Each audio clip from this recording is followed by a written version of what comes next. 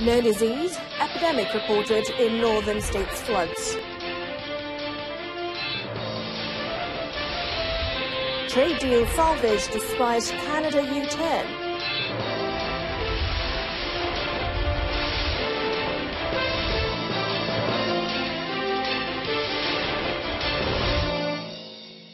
Good afternoon, you're watching News on 2 with me, ANNETTE, CHRISTIE.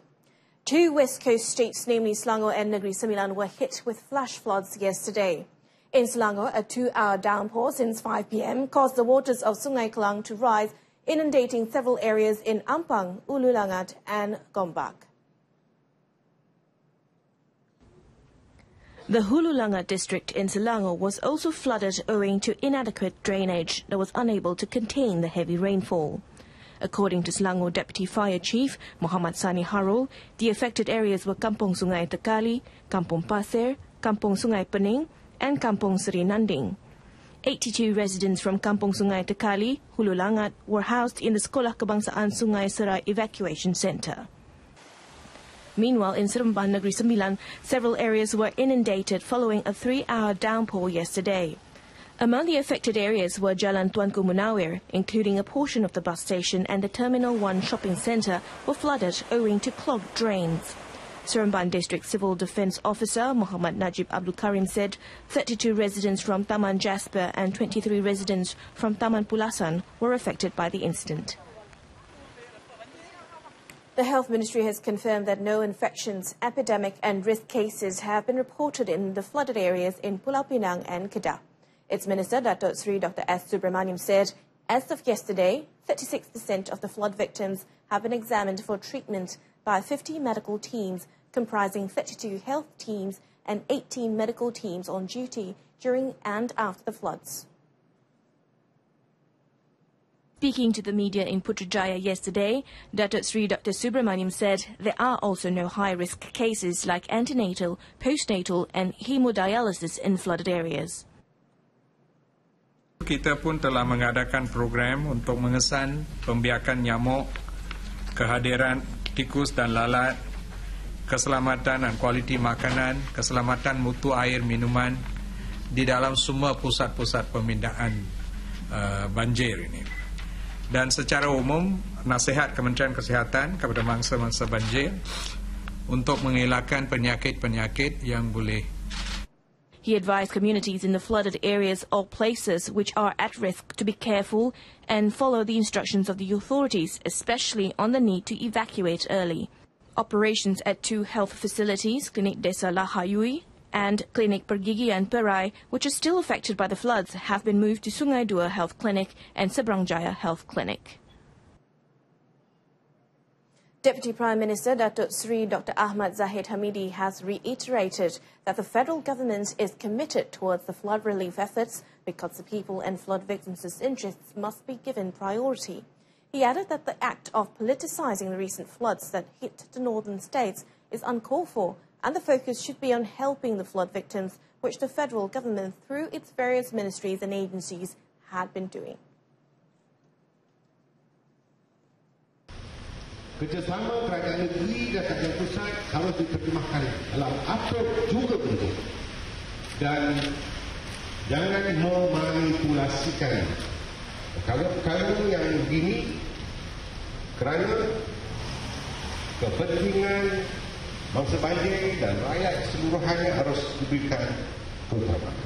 Speaking in Putrajaya yesterday, Datuk Sri Dr. Ahmad Zahid said critics will always point fingers towards the federal government when flood disasters occur because of excessive development which had led to erosions, landslides and swollen rivers occurring during the prolonged rainfall. The public can now get the latest information on the weather through the Meteorological Department Met Malaysia's upgraded My Cuaca application on smartphones.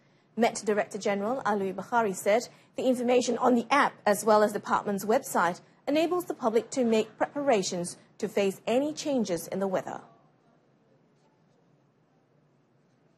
The My Cuaca app that can be uploaded for free includes updates on rainfall, wind speeds, ultraviolet index and weather forecast.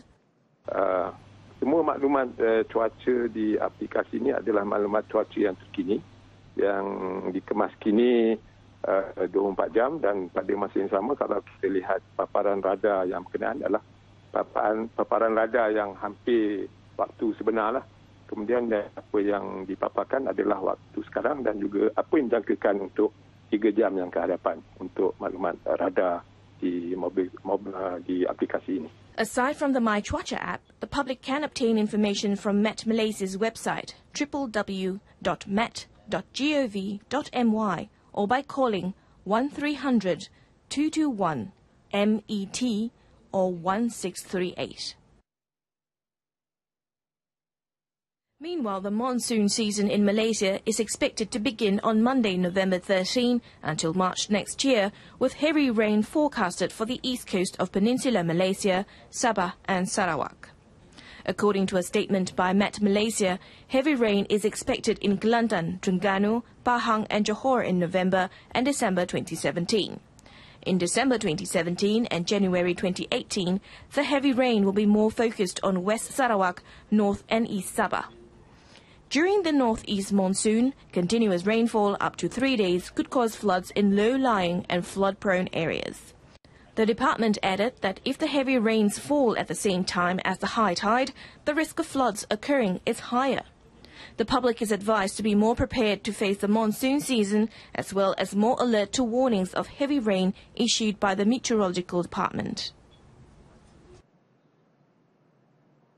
Now, the remaining members of a major Pacific trade deal abandoned by the United States have agreed to a new framework despite Canada's walkout on the deal at the last minute during talks at the APEC summit in Vietnam.